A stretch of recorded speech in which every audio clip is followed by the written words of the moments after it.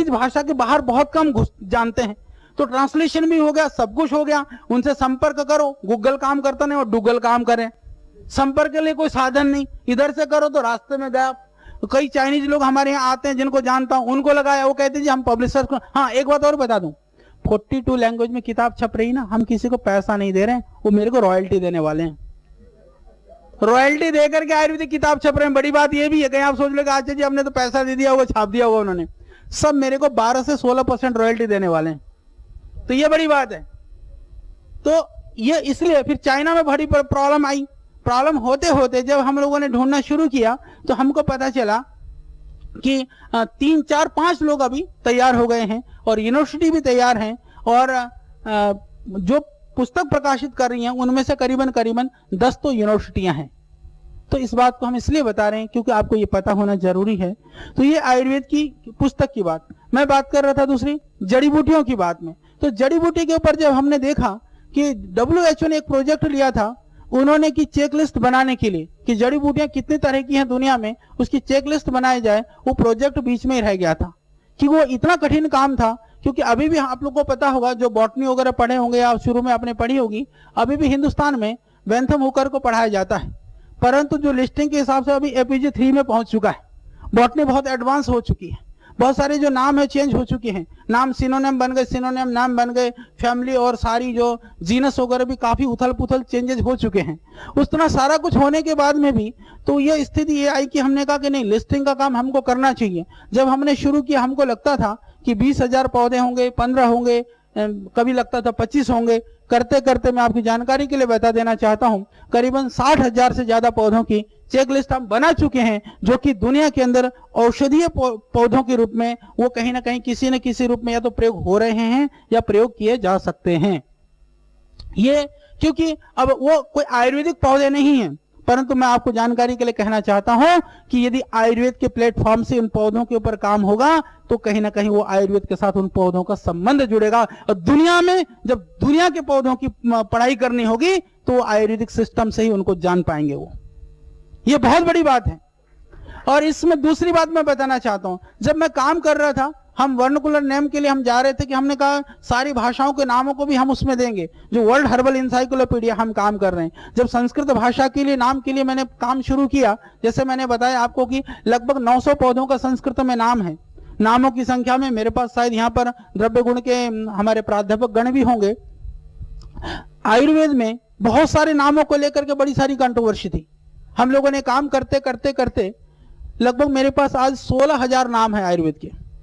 Total जो संस्कृत नाम है आयुर्वेदिक पौधों के लगभग 16,000 नाम है, वो 900 पौधों के नाम है। और उन नामों को हमने पूरी प्रमाणिकीकरण के साथ में कौन से पौधे का कौन सा नाम है उसको पूरी प्रामाणिकता के साथ देने का मैं अभी हम काम कर रहे हैं। निर्वचन के साथ में एक कोश भी मैं तैयार कर रहा हूं, वो बहुत जल्दी भगवान ने चाहा तो हम आपको 2016 में ही वो कोश भी दे देंगे, तो जिससे कि जो आपको बॉटनी और जो आयुर्वेदिक नामों की जो कंट्रोवर्सी है, जो आपको बहुत प्रॉब्लम होती है, वो प्रॉब्लम इस साल हमेशा के लिए खत्म हो जाएगी।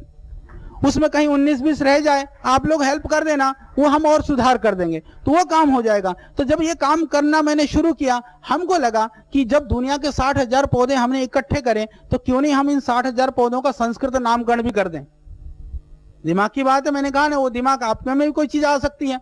हमने नामकरण शुरू कर दिया। अच्छा, हम नामकरण कैसे करते थे आपको पता है, आयुर्वेद वाले सारे बैठे हो, शास्त्रों में जो नामकरण की विधि क्या मानी गई है भाई, राज निघंटु वगैरह में लिखा हुआ है ना, सीधा सीधा सा स्थान देखो, आकृति देखो, उसके प्रयोग देखो, ये सारे जो 5-6 प्रकार हैं नामकरण के लिए, तो उन सारे उपायों को देख करके या तो रूप देखिए या आकृति देखिए या प्रयोग देखिए या स्थान देखिए या परंपरा देखिए, वो सारे देख गई। हम सारे पौधों को लेकर के बैठ गए। अच्छा, पौधे लेकर के कमरे में बैठ करके हम लोग नामकरण करते थे संस्कृत में। किसी का हमने घंटा पुष्पी कर दी, किसी का दीर्घ पत्री कर दिया, किसी का कुछ करते रहे।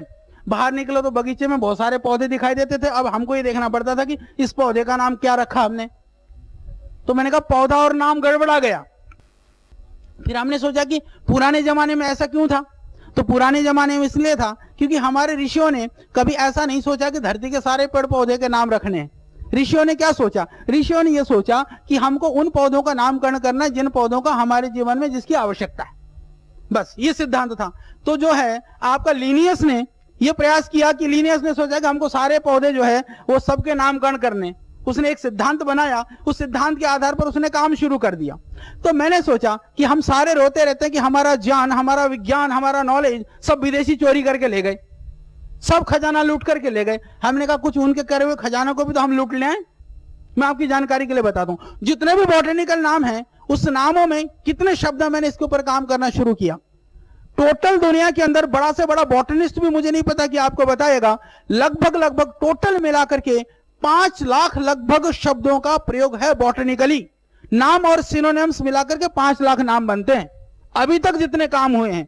बॉटनिस्ट कहते हैं कि दुनिया के अंदर जितने पौधे हैं वो सारे पौधे लगभग उसके 15-20% काम हुए हैं, यानी उनकी दृष्टि में भी अभी 80% पेड़ पौधे बाकी हैं।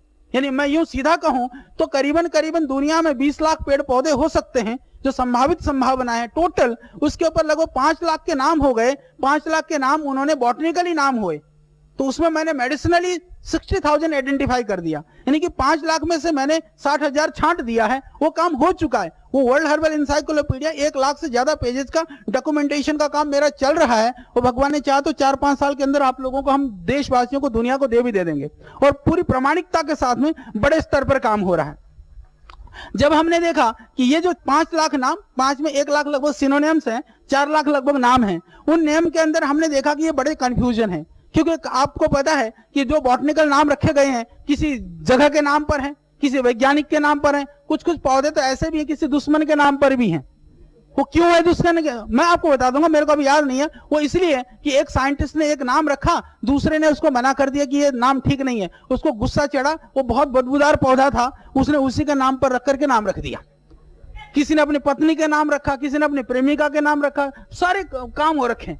द्विनाम पद्धति सिद्धांत तो अच्छा है, पर द्विनाम पद्धति में जो नाम है, फिर हमने इसमें ढूंढना शुरू करा कि कितने शब्द हैं जो रिपीटेशन वाले हैं।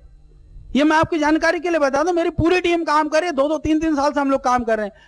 करीबन टोटल शब्द बनते हैं। वो जो रिपीटेशन वाले शब्दों को यदि हम हटा करके लेकर के आते हैं, 5 लाख शब्दों में आपका जो है मुश्किल से 1,60,000 शब्द उनके बनते हैं।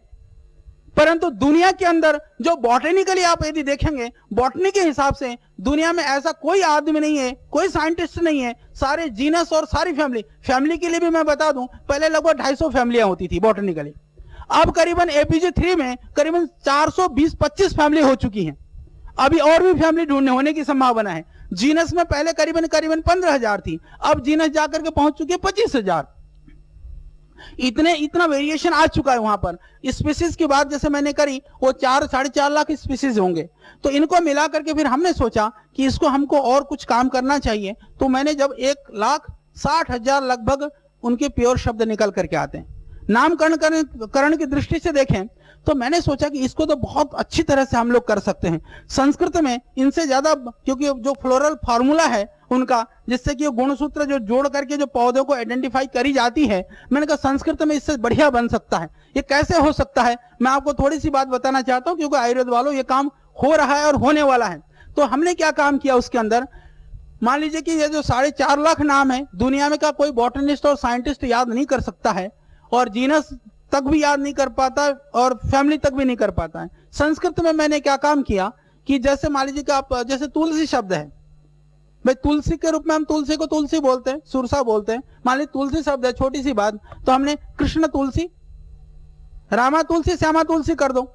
वो तुलसी तो हमारी जीनस हो गया, और जो रामा श्यामा स्पीसीज हो गया।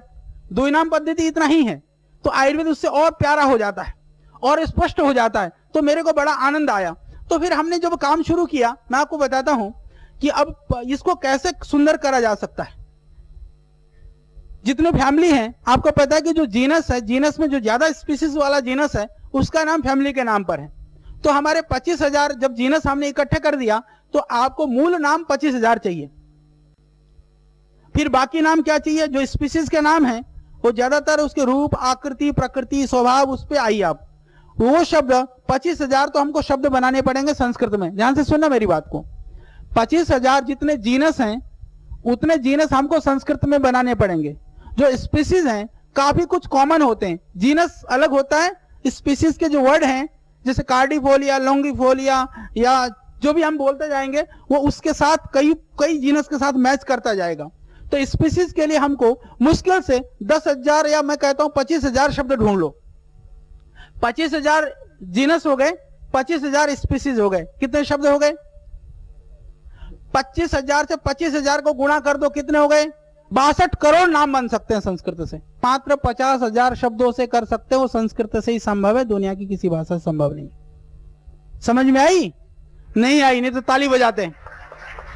यानी दुनिया में बॉटनी वालों ने काम किया, 5 लाख नाम रखे, 1,60,000 शब्दों का प्रयोग कर चुके। हम दुनिया में पौधे हैं 20 लाख लगभग, हम सिर्फ 50,000 शब्द बनाएंगे। 50,000 शब्द में 62 करोड़ नाम बन सकते हैं। यह आयुर्वेद की संस्कृत की विशेषता है और यह काम भी मैं कर रहा हूं। जो 60,000 पौधों का, जो औषधीय पौधों का जो हम लोगों ने जो वर्ल्ड हर्बल इंसाइक्लोपीडिया बना रहे हैं, उसमें 60,000 पौधों का मैं नाम भी संस्कृत में भी देने वाला हूं। तो एक काम ये हो रहा है। इसके अतिरिक्त तो जो काम है आयुर्वेद के अंदर, जो प्राचीन काल के पुराने ग्रंथ थे, वो सारे ग्रंथ आज भी जो प्रकाशित ग्रंथ हैं उनमें भी बहुत सारी त्रुटियां हैं। कई जगह पर जो संस्कृत के ग्रंथ हैं, संहिता से लेकर के सामान्य ग्रंथों में, ये बहुत बड़ी समस्या है। जो अप्रकाशित ग्रंथ हैं वो तो अप्रकाशित है ही हैं। तो करीबन करीबन हम अभी 10 ग्रंथ प्रकाशित कर चुके हैं। उनमें से जैसे आप लोगों ने, गुरुजन बैठे हैं कई लोग, हर मेखला आपने नाम सुना होगा। रेफरेंस के रूप में आयुर्वेद में बहुत जगह वर्णन होता है। थोड़ा सा साउथ से एक छपा था, वो त्रुटिपूर्ण था, बाकी कहीं से वो प्रकाशित नहीं हुआ। आज सारों खंड के साथ में पूरी हर मेखला हमने प्रकाशित कर दी है। सिद्धसार संहिता है जिसका बहुत जगह पर कहीं कहीं नाम सुनने को आता था, वो कहीं एक कॉपी भी नहीं मिली। जर्मन से हमको एक कॉपी मंगा करके एक कॉपी हमको नेपाल में मिली, उससे हमने प्रकाशित कर दिया है। तो इस तरह से बहुत सारे काम हम कर रहे हैं। आगे आने वाले समय में भी हम लोग बहुत सारा काम करने वाले हैं। तो एक स्वरूप मैंने बताने का प्रयास किया। तो आप लोगों को हमारी बहुत शुभकामनाएं हैं। आयुर्वेद में बहुत संभावना है, बहुत ताकत है और बहुत दम है। तो आयुर्वेद में कितनी ताकत है, इसको एक शब्द में मैं कहूं तो देखो, हिंदुस्तान से एमएनसीज को उखाड़ने के लिए हमारे बहुत महापुरुषों ने बहुत प्रयास किया, वो नहीं उखड़े। हमने आयुर्वेद का एक ऐसा हथियार हाथ में ले लिया जिससे वो उखड़ने वाले हैं। इतनी दम आयुर्वेद में है। बहुत बहुत मेरी शुभकामनाएं। बहुत बहुत